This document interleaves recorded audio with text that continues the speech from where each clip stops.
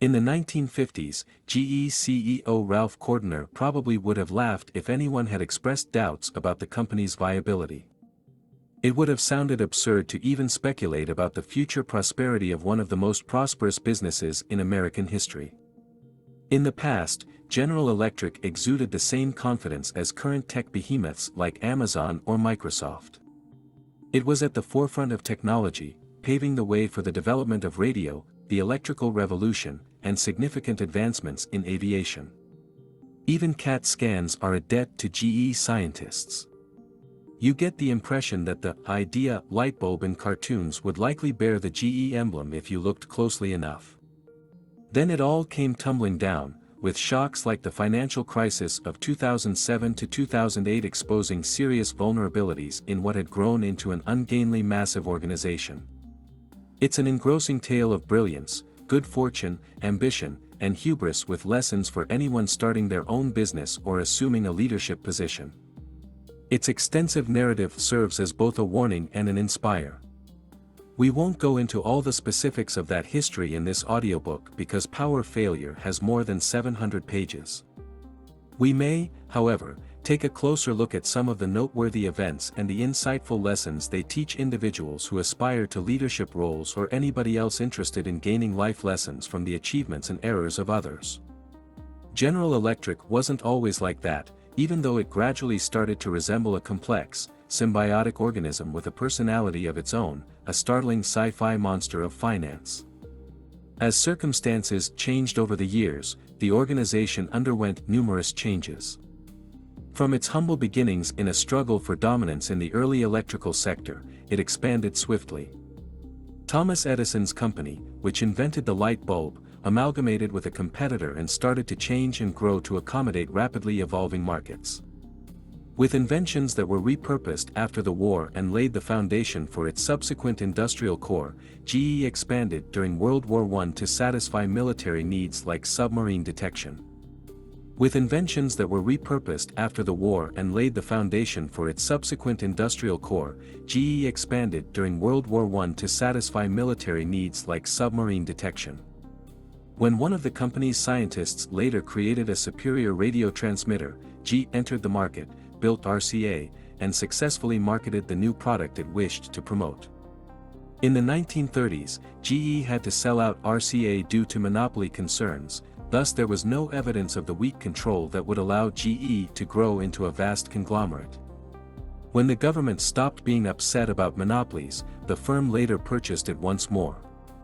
GE had evolved into a corporate behemoth by the 1940s. As Fortune magazine referred to the business as an investment trust that also made things, the company's core had already started to alter. GE looked everywhere for a way to make money. But CEOs occasionally adopted radically different approaches to doing so. Even as a large corporation, it placed a focus on strategic thinking for the future. Yet over time, the company transformed from a quick-thinking market leader to a somewhat sluggish dinosaur that was overly reliant on its capital business. Early in the new millennium, GE was under intense strain, beginning with the 9/11 terrorist attacks, which devastated the company. It carried reinsurance on both the planes and the towers. Following that, it persisted in the unstable market. The corporate landscape has changed, making it impossible for GE and other businesses to operate with little regulation. Public opinion began to turn against the corporation due to its lack of openness, and accounting procedures that had previously helped to maintain the company's reputation started to draw criticism.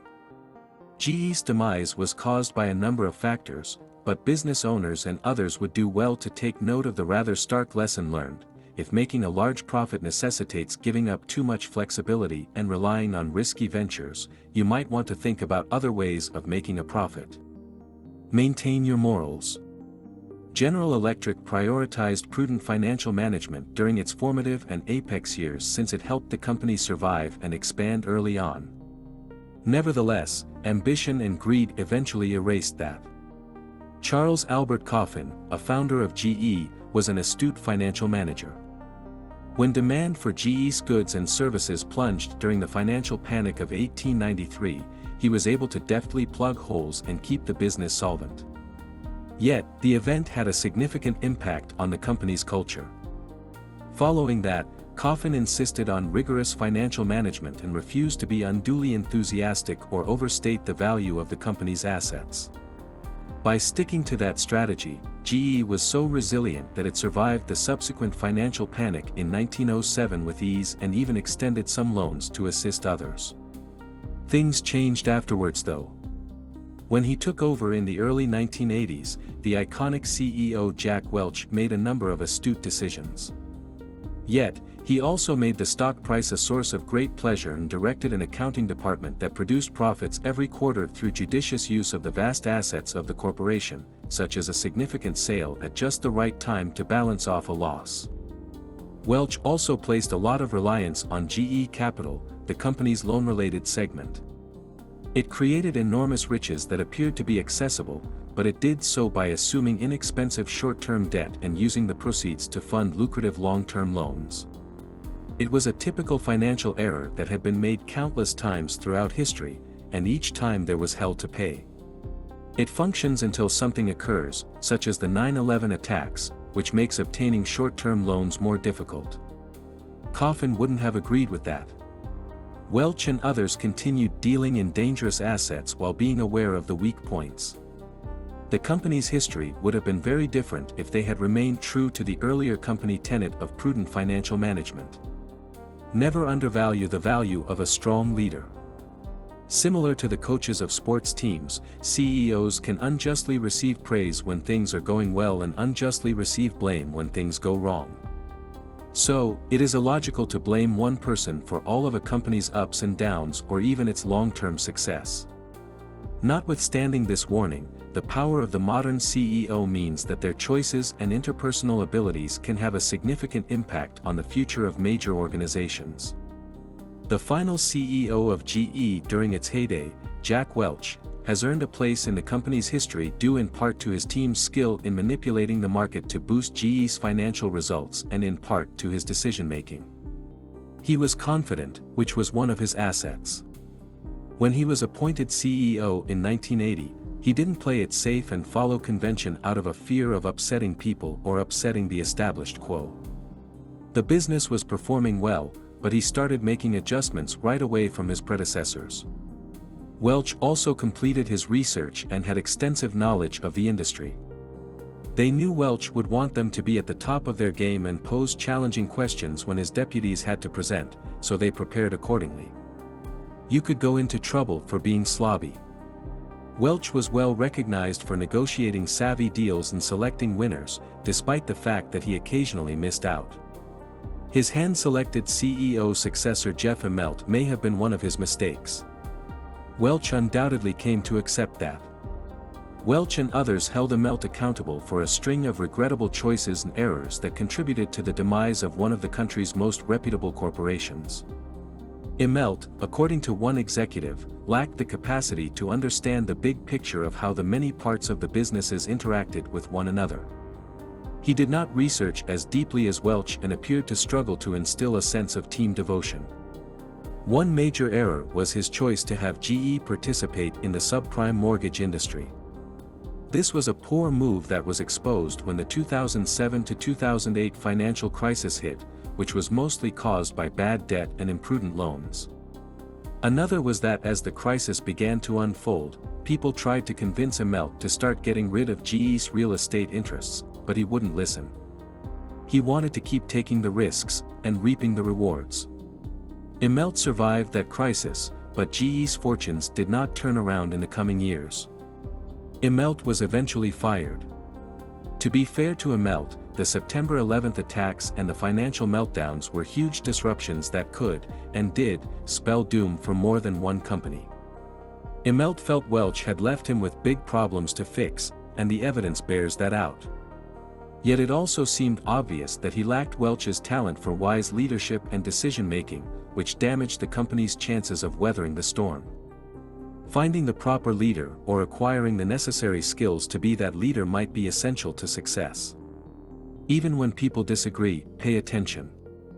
Jeff Immelt disliked resistance. In contrast, Jack Welch was renowned for his frank criticism, but he was also recognized for enabling heated debates about judgments and policies. He also had the confidence to allow himself to be persuaded to change his view. Nonetheless, Immelt's executive group favored flattery above constructive disagreement. He was less likely than Welch to question subordinates about the merits of proposals or engage in frank dialogue to weigh the pros and disadvantages of a choice. And he didn't like hearing that his plans had failed. Immelt was criticized for not listening well, even during routine chats. It is true that CEOs require the team's support and allegiance. It's not exactly effective leadership to be sitting in the executive chair while riots break out around the table. Nonetheless, Welch was apparently much more adept than Immelt at treading that fine line between exercising authority and accepting disagreement, and this was evident in both his performance and decision-making. One of Immelt's top executives, David Calhoun, believed that the issues that caused GE to fail might have been solved but weren't, and he left for a leadership job at another company. He emphasized how Immelt, unlike Welch, did not take advantage of opposition and pushback. As a result, those who could have raised issues were unable to do so. Leaders with confidence can hear opposing views without feeling threatened. And as a result, they are easier to follow and more effective leaders. Remember human nature and incentives. Those who are old enough to remember General Electric as a success story are likely to associate the corporation with appliances like refrigerators and stoves. As CEO Ralph Cordner restructured the business into a much more decentralized organization in the middle of the 20th century, GE began to emerge as a major player in the appliance industry. His efforts paid off, as the business saw significant profits. Cordner also put a lot of pressure on the different divisions to reach their numerical targets. It ended up being a surefire prescription for corruption. From the top, the corporation emphasized ethics.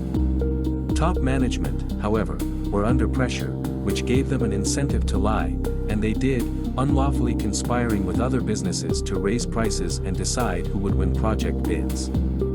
This was particularly noticeable in the utility sector, where it was challenging to regularly meet figures in a volatile market. When it comes to achieving goals, Cordner's system was effective. Sadly, it also provided incentives for achieving goals regardless of the principles that were espoused at the top. Managers with a strong sense of ethics sometimes had to look for employment elsewhere as a result of the pressure cooker climate that resulted. Due to Cordner's decentralization, there were differences in procedures across the organization, and ethical managers at the top, if there were any, were unable to effectively force their will downstream.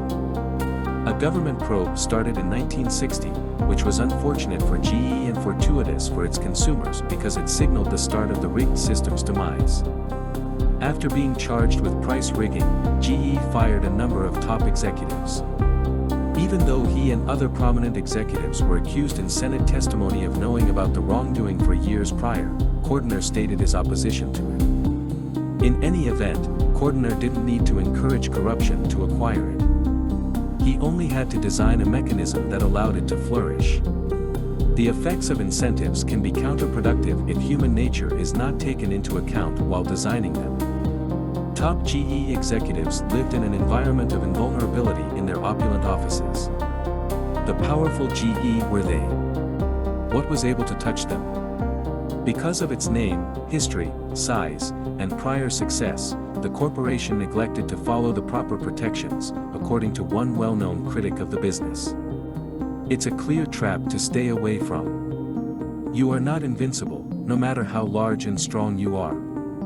And yet, GE's narrative is far from done, despite experiencing possibly one of the worst downturns in business history. The business keeps developing remarkable new jet engines and researching ways to power airplanes without the use of fossil fuels. Additionally, it is concentrating its efforts on the potential of 3D printing for industrial uses. That strikes me as a fittingly upbeat way to round things up. Notwithstanding its numerous errors and the tale of arrogance brought about its demise, GE may still have a significant impact on industry and the global community. Picking up the pieces and starting over is something we can all do while dealing with the repercussions of our errors.